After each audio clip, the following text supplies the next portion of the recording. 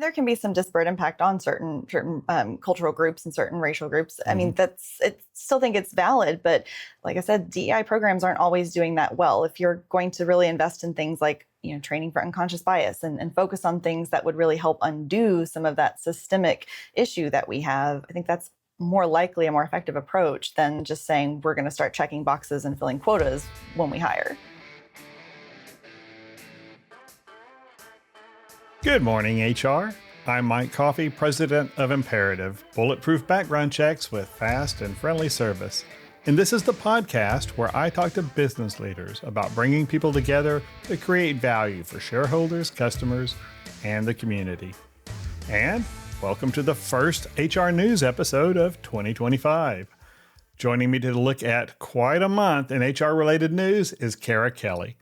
Kara is founder and CEO of Clinical HR, LLC, a human resources advisory firm for dental and medical practices, where she works with practice leaders to develop strategic HR systems that engage their team and strengthen their organizations. Kara is also a committee chair for Austin SHRM, always want to give them a shout out, and is the immediate past president of the Austin chapter of the National Speakers Association. Welcome back to Good Morning HR, Kara.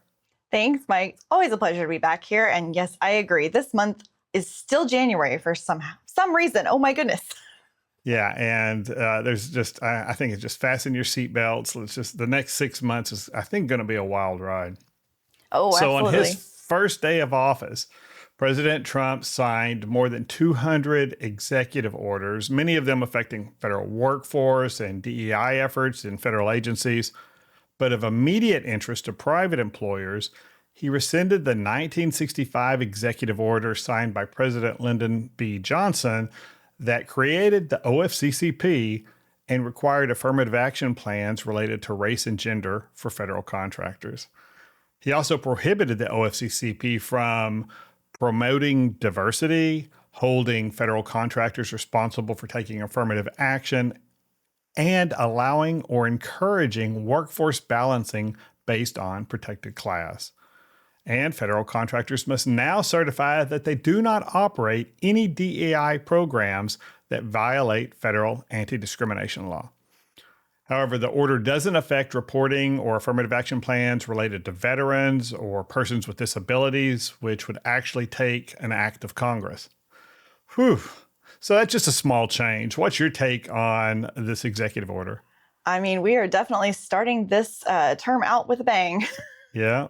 I think we have to really look at what exactly this is saying. That I see a lot of overreaction right now. I spend a lot of time on social media, LinkedIn as well as Facebook. I see things even on Instagram from private employers who are completely going one direction or another. I've seen people, going ahead and putting their claim out there for what they are going to do or not going to do. And I feel like some of this is a little bit of an overreaction right now.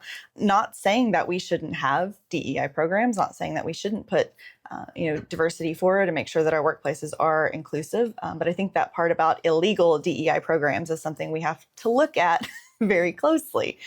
We're not just saying we're striking all DEI programs, we're looking at illegal DEI programs. Which was kind of an issue last year, right? There were several DEI programs that got challenged in court that said, you can't, Title VII still applies. Even with all of this stuff gone, Title VII applies.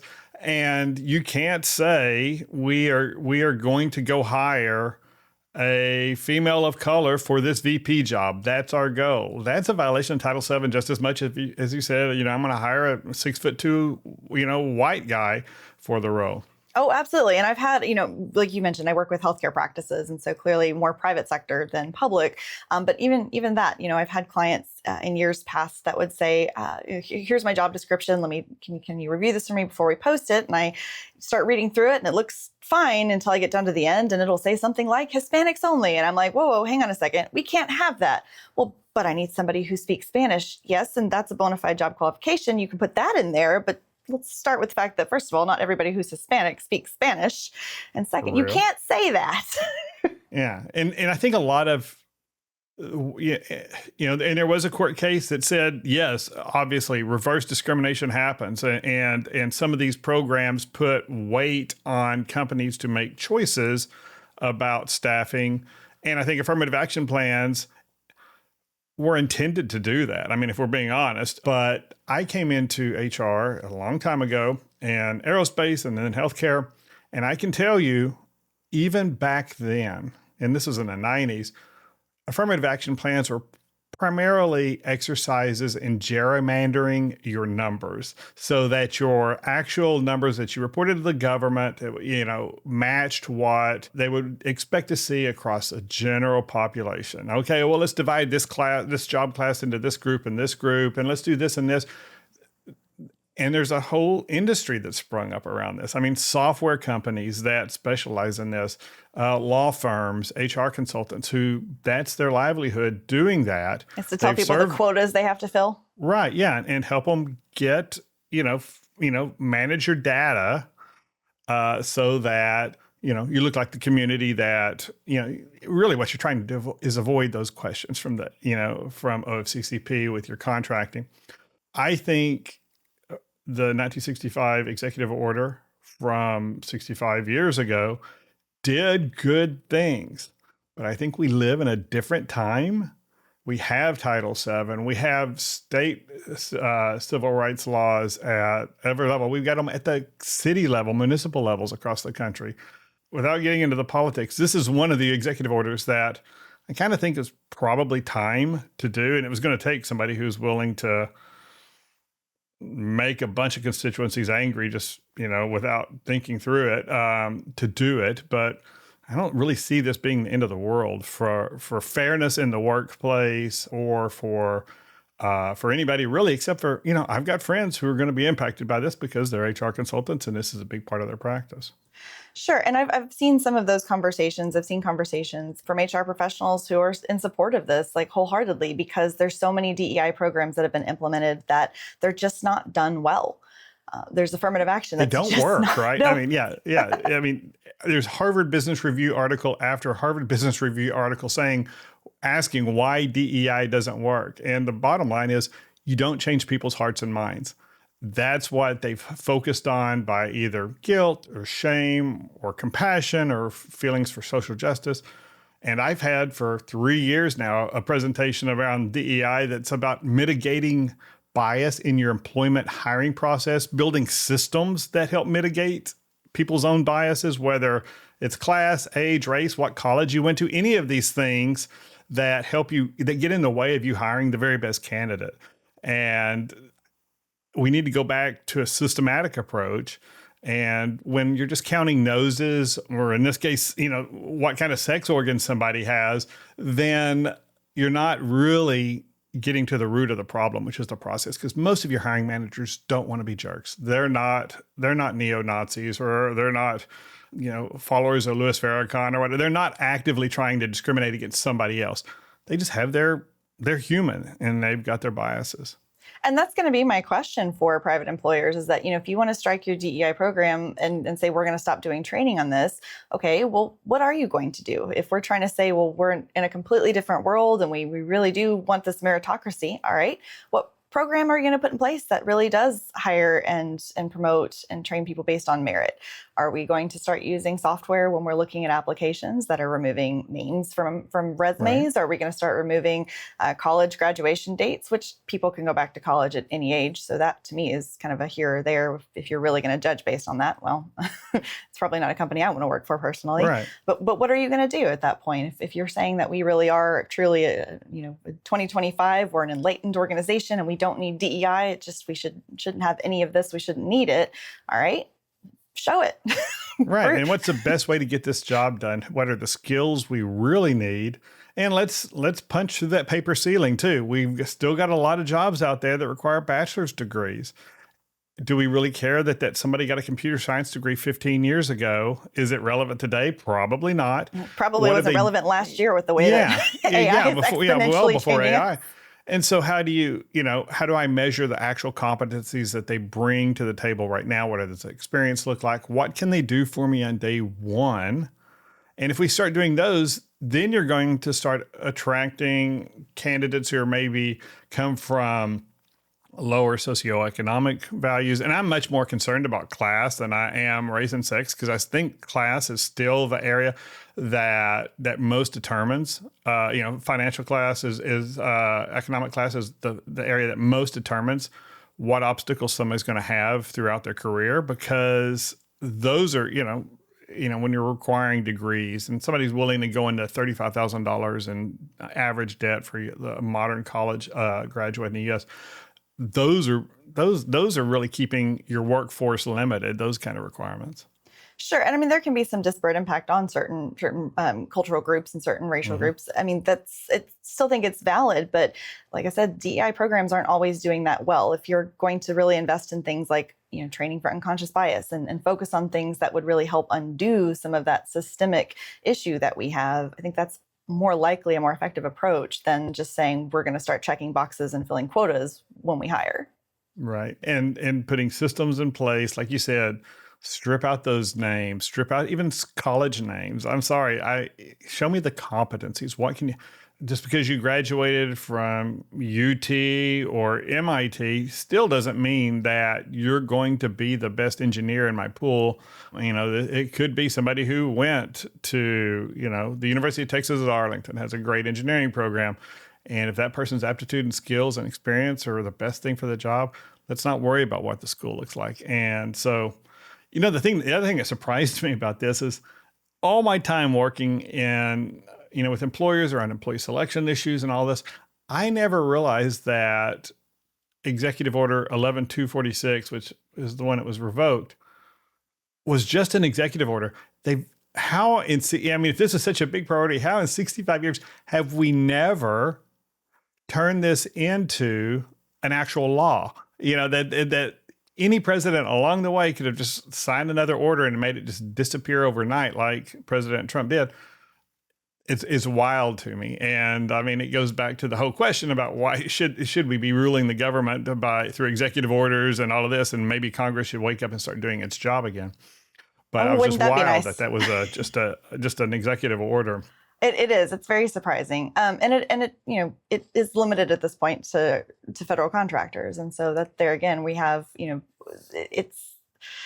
it's something that I think some of us are really going to overreact to a little bit, but it could also be indicative of what we're doing in the future. And so that may be something, depending on how the next couple of years goes, that could be a challenge at the federal level for private employers, for some of the laws that actually are ones put in place by Congress, not just executive order. Yeah, and to be honest, if they come for Title VII, I think they'll find a lot more pushback. I mean, I think Title VII has served a really good purpose. It continues to. Now, do I always agree with the EEOC's sometimes twisted logic and how they bring lawsuits about it and things like that? Not always.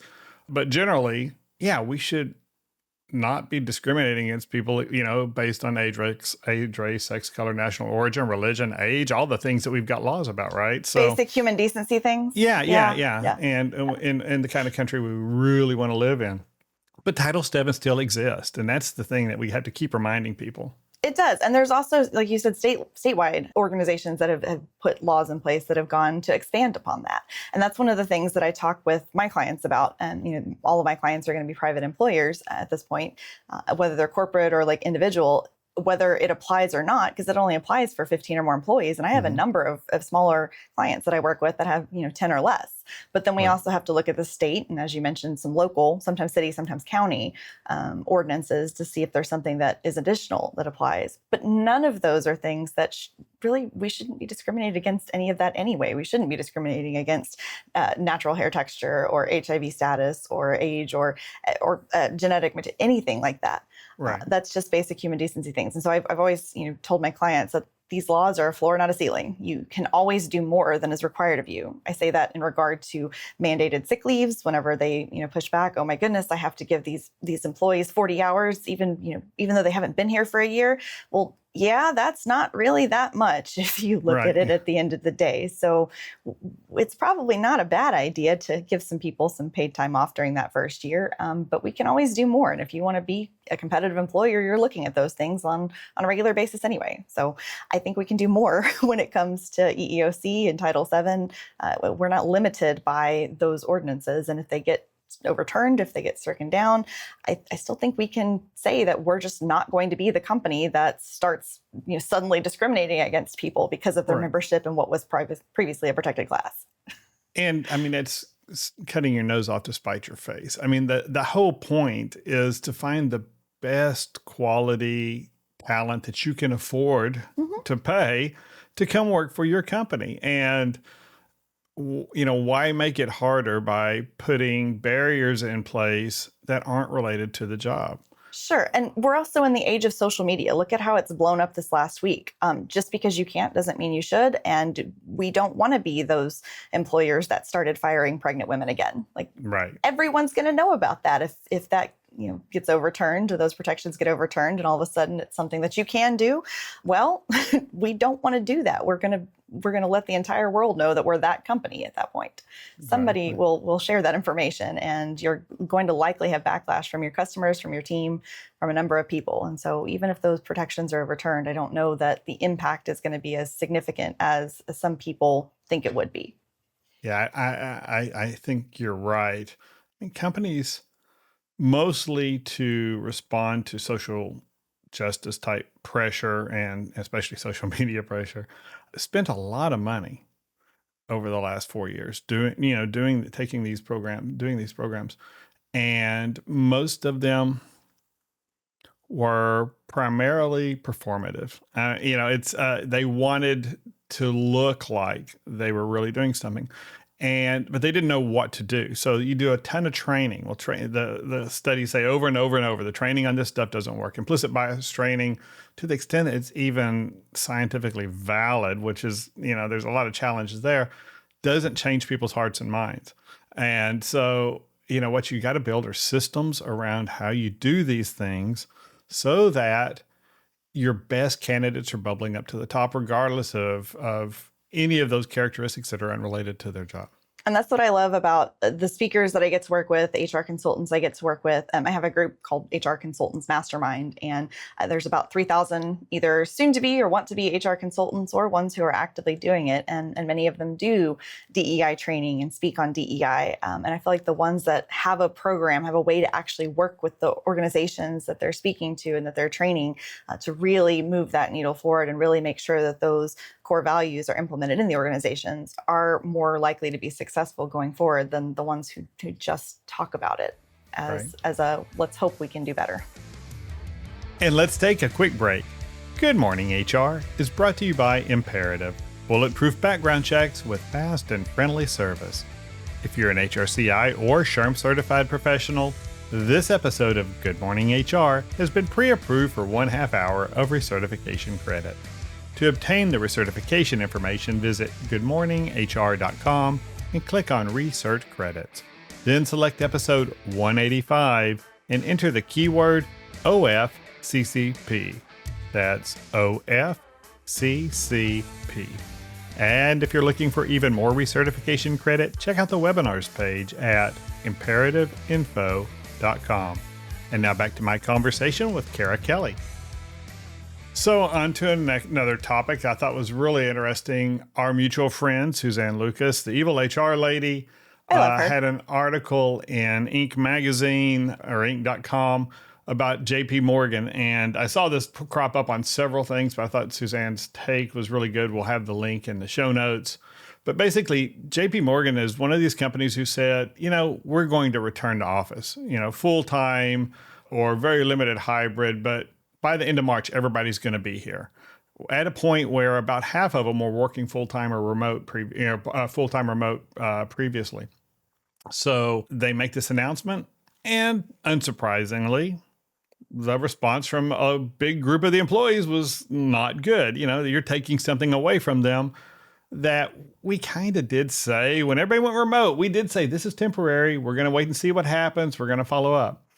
And so they have an internal Slack channel or something like that at JP Morgan where employees can just apparently just say whatever they want to and post whatever. And after that's the amazing thing to me is that they still have that kind of system. After we've seen what happened at Google, at Amazon, at all these big companies where they just let these free-for-all chat groups open up.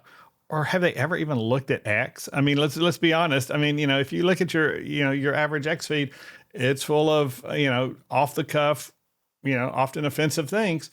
But they had this, and so people started blowing it up and getting angry. And so JP Morgan just turned off comments on it. And so why don't you tell me what happens from there? Oh, goodness. I loved that article from Suzanne. And I agree with her as far as that goes, that could be a challenge to their National Labor Relations Act rights.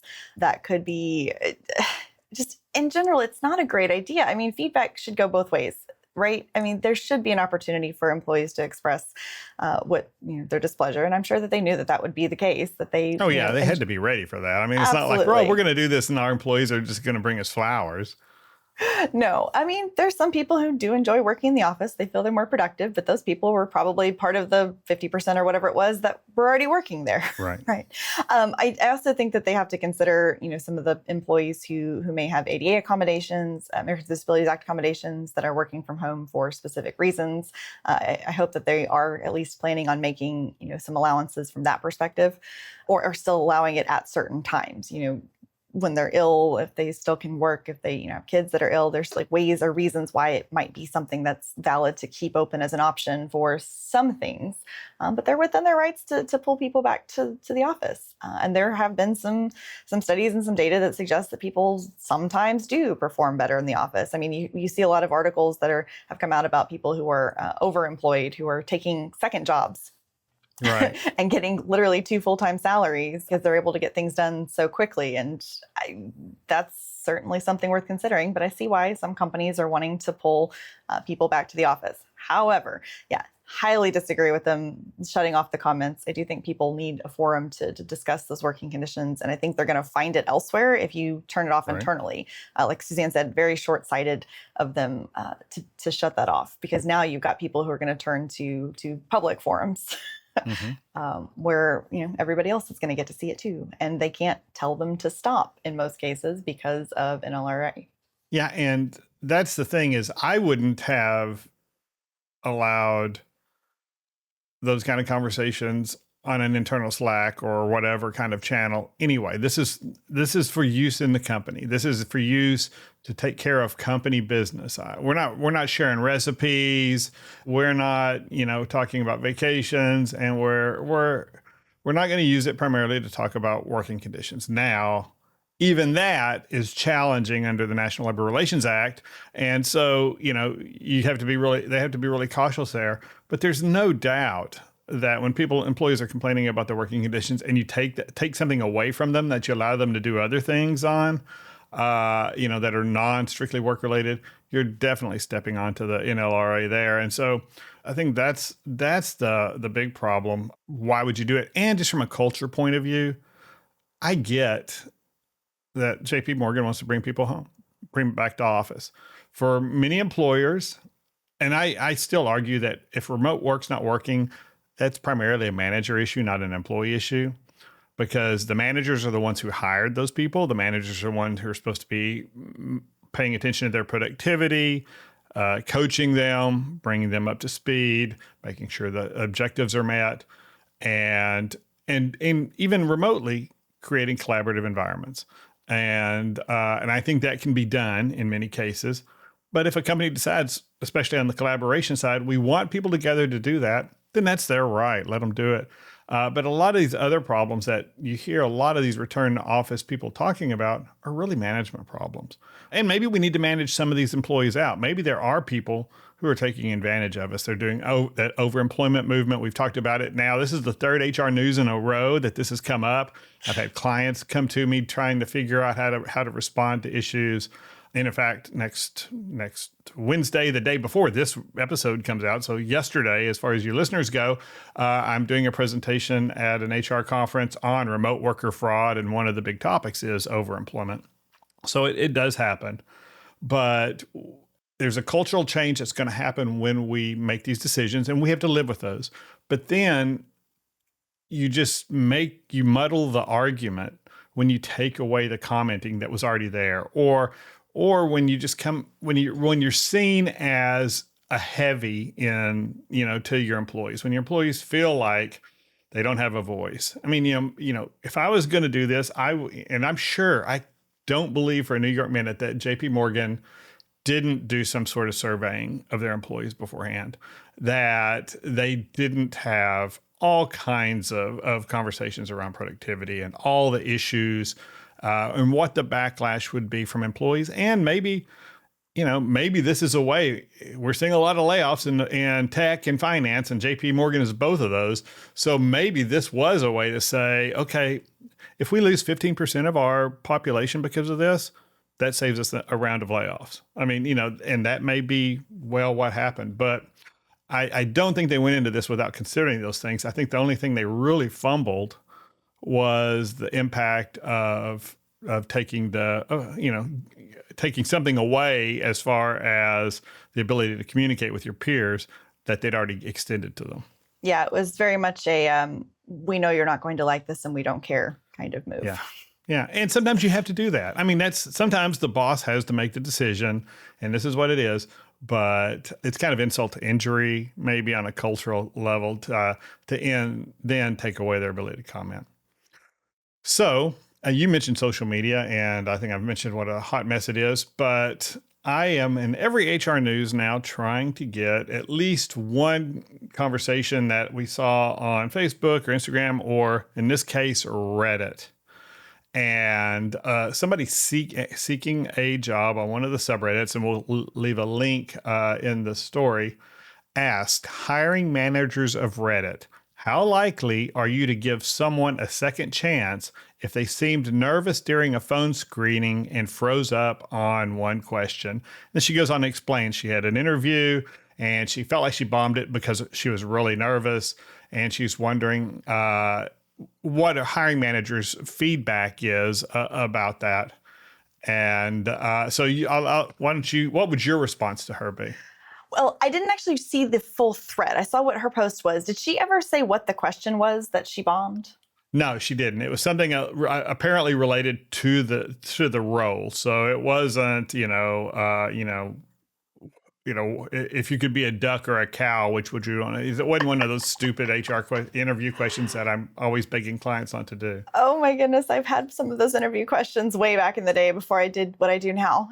What was it? What kind of sea animal would you be? Marine animal would you be? Sometimes our hiring managers are too clever for themselves. I mean, if you think that's going to really tell you anything. I would honestly say it depends. It depends on what the question was. If it's something that's going to be really critical to their job, or if it's a pre-screen question, I don't know that I would really completely write somebody off for bombing one question. If the whole interview or the whole pre-screen call, they seemed really nervous that they couldn't answer anything, or they were just very, very vague in their responses when I'm asking them something direct, like what schedule can you work? Right. If they're going to go back and forth on something like that, I might be a little bit turned off on them as a candidate, but it would really depend on the question. Role related, even at that, I think it depends on what the question is. I'd have to know more related to give a solid answer on it. Yeah.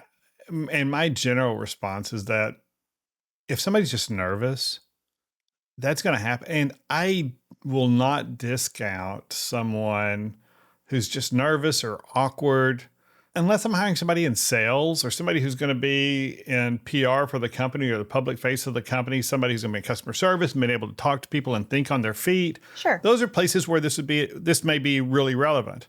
If I'm hiring an analyst or somebody in accounts payable or somebody who's just, going to do whatever, an engineer or whatever, and their job doesn't involve thinking quickly on their feet and responding verbally to awkward or unexpected questions or whatever, I'm going to discount that as a hiring manager. That's not a problem for me. I'm going to give them grace on that.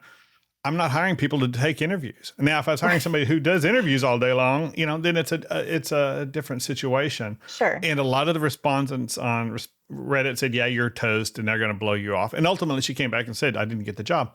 And so it did happen, but we don't know it was because of that question, first of all. But Right. beyond that, I think it's the interviewer's job to make the candidate comfortable. I start all our interviews off giving them the opportunity to ask us questions. Okay, they've already got the full job description before we do the interview. You looked at it. What questions do you have about it? Because no job description is going to answer all the questions you've got about the job. Just anything I can do to give them the opportunity to ask me questions, to put them in the driver's seat. And again, just kind of understand that I want a conversation. I'm not drilling them to try to screw them up. I want to see what this person, when they're calm, how they're going to respond to questions where maybe we've built rapport and trust. And I don't want it to be a circumstance where I'm just in that situation where I'm playing got you, or they feel like it's a self-defeating process to answer questions. They have to, be on the defensive the whole time. Sure. And I would have the same response to if somebody's asking me, I made a spelling mistake on my cover letter. Unless you're applying for a job as copy editor at a publishing house, I don't know that I would count somebody off for one single mistake. If it's riddled with mistakes, sure. I also think the other thing that it would depend on is the job, the company, how many applicants I've gotten for the role. If you're one of 3 applicants and it's a hard to fill role, I'm certainly not going to discount you over one mistake on the pre-screen. If I've got, 350 candidates to sort through, I may be a little bit more inclined to be very nitpicky about, things like that in the very beginning to narrow it down. But there's a myriad of reasons that she could have not gotten the job. It could have been the salary wasn't in the right range. It could have been something completely different that had nothing to do. Or just there's 2 other better candidates. Yeah. I mean, that's the other thing. And so and I think my advice to her was take your swing. You did it. Learn from this experience. You'll be better next time. She was young in her career. So I was like, take as many interviews as you can, even for jobs you don't really care about, just because it's great practice and you'll get better at it. But, on the flip side, there are hiring managers who are going to do these things because they think they've got this unique insight into the human soul. And no matter how much training we do, and it goes right back to their bias that we talked about earlier, they're going to insert their biases. And unless we can build systems into the process that are going to, mitigate those biases that we all have, it's going to get in the way on occasion. And so this manager may have lost the best candidate that he had because, maybe he did think, oh, well, she froze up on that. I mean, over the years, I've had managers say, well, she didn't have a firm handshake, or she didn't make good eye contact during the interview. And I'm like, what the heck? I mean, unless doing staring contest is a really important part of this job, eye contact is probably not as key for most roles as you think it is. Oh, absolutely.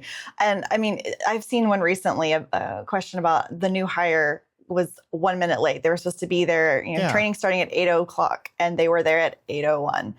What would you do? Would you terminate this person immediately? And I'm like, really?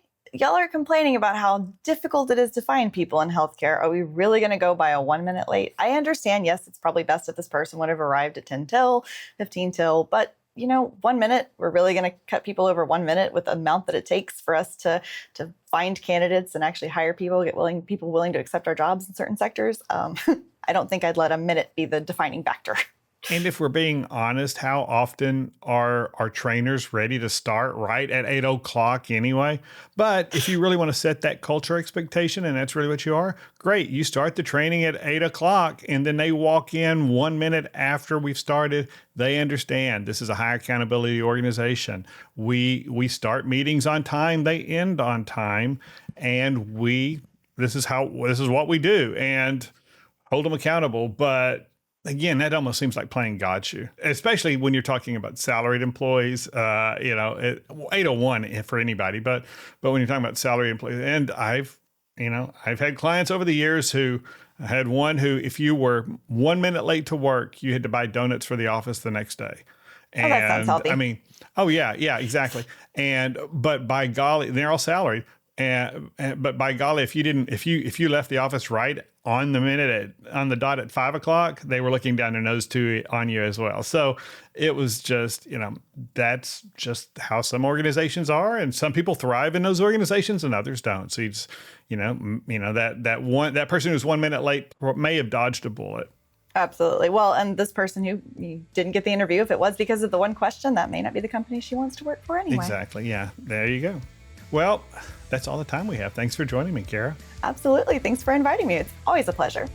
Yeah, hopefully 2025 is going to be a wild ride, but we'll have some fun along the way. You may need to double up on your episodes in 2025. Yeah, I know. Yeah. It may need me to do it twice. Yeah. Well, thanks for joining me, and thank you for listening. If you enjoyed this episode, please write us a review on Apple Podcasts, YouTube, or wherever you're listening.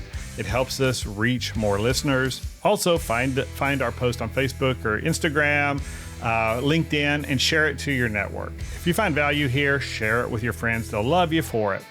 Rob Upchurch is our technical producer, and you can reach Rob at robmakespods.com. And thank you to Imperative's marketing coordinator, Marianne Hernandez, who keeps the trains running on time. And I'm Mike Coffey, as always. Don't hesitate to reach out if I can be of service to you personally or professionally. I'll see you next week, and until then, be well, do good, and keep your chin up.